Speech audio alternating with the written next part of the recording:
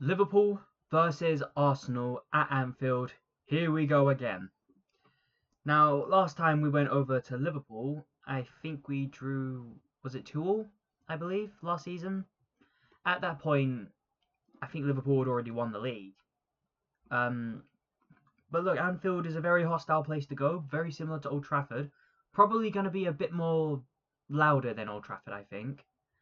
And the only reason I say that is because, again, they're Premier League champions. And Liverpool as a fan base have a lot to look forward to under a new management with Arne Slot that proved itself last season. And they're hoping now that they can prove again this season. Now, saying that, if Arsenal were to win at Anfield, not saying we will, not saying we won't, but if we were to win, that would be a statement victory. And on top of that, those kind of statement victories, if we can keep adding those up, we will win the league. And that is the objective here: win the league, win the Champions League, bare minimum win at least a little bit of silverware. But just win something now. And I think all Arsenal fans kind of share the sentiment. They'd prefer a league title or a Champions League title. But at this point, I'd take an FA Cup. But regardless, look, the way I see it is Liverpool, they will not be an easy opposition whatsoever. Now, I understand that we may be missing Saka and possibly Odegaard. I haven't heard any updates on Odegaard's injury, so I'm going to assume that he's injured and out. And as for Saka, he was out for, what was it, 3-4 weeks? So he might make it back after internationals, maybe, if we're lucky. But let's be clear. Liverpool, they're going to throw everything at us. We might be able to hit them if we play fast enough. But the big thing here now is playing to Gyökeres' strengths. We've proven what happens when we do it. You saw the goal that we scored against Leeds, who, by the way, have actually drawn against Newcastle. So I don't want to hear any talk about, it's only Leeds, it's only Leeds. So, saying that, I'm thinking that we start off in goal with David Raya. Now, David Raya, I do think Alisson, between the two goalkeepers, I personally think Alisson is the better overall goalkeeper. But David Raya, he is in the equation, I think. If he can stay on his line and he can distribute like he did last week, I think he's right up there in the terms of debate. Moving into that centre-back pairing, I've gone with William Saliba and Gabriel. I don't need to really explain that one. They are the centre-back partnership. In the right-back position, I'm going to say Yuri and Timber.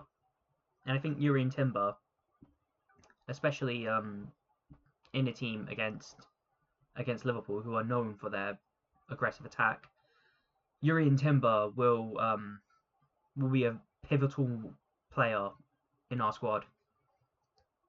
His defensive abilities, some even argue he's the best right back in the entire Premier League. There's definitely a debate to be had about that one. I can see kind of where they're coming from. And look, one thing that we can never deny is how good Timber is at defending. And on the left back, I've gone with Calafiori. My biggest critique in Calafiori has always been the fact that he gets injured so easily.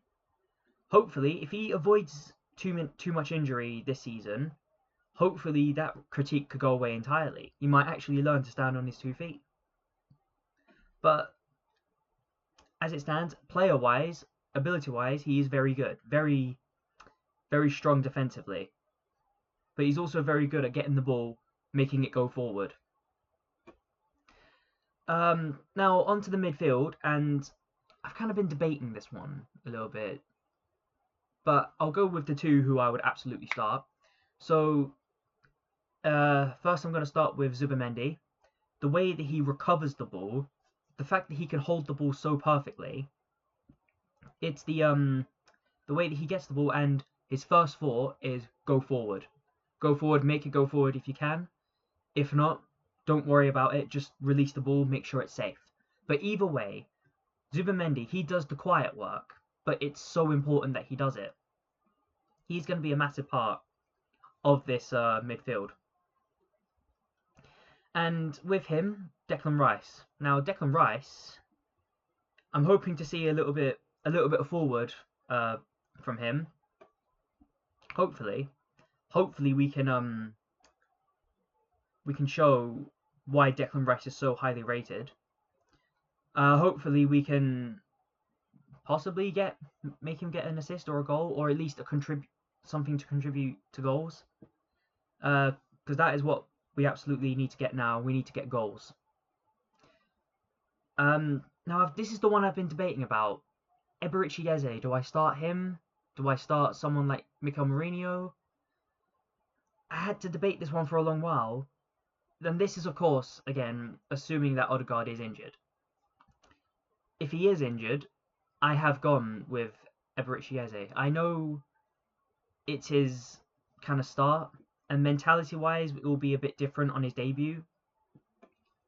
But look, we've got to give him that position now.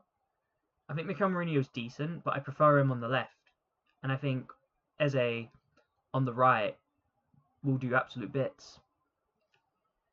Then again, I say that he might have to go on the right anyways.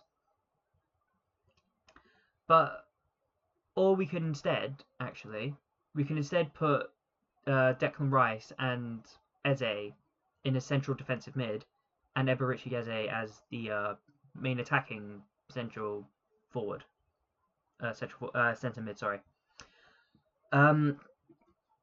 Now with our forward, of course, Saka's injured, so I'd start us with Martinelli on the left. I think Martinelli on the left, we need someone who's going to work hard right now. And Martinelli, he works hard. It's just his end product that people typically criticise him for. And on the right wing, I had gone with Madueke. And the thing is with Madueke, watching him last week against Leeds, what a player he was. He absolutely caused hell for him. And if he can continuously do that, he will be giving Bukayo Saka a bit of a challenge. But it's at least nice to know. It's at least nice to know that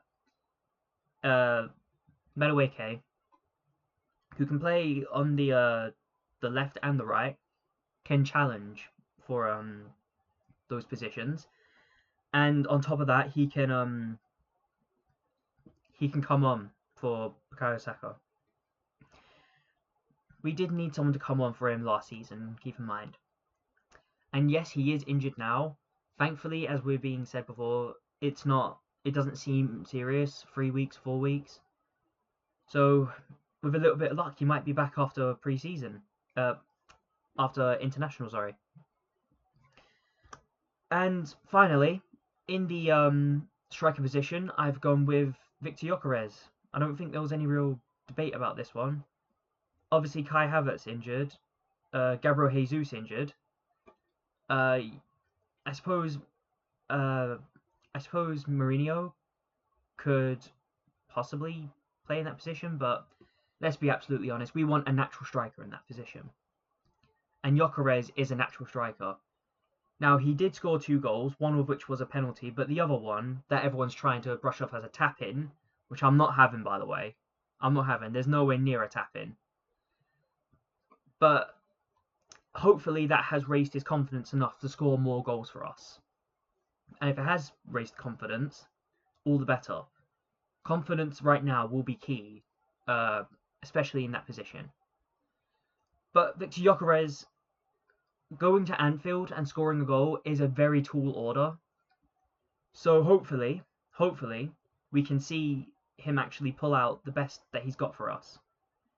And I've no doubt he'll try, but try and do are 2 different things.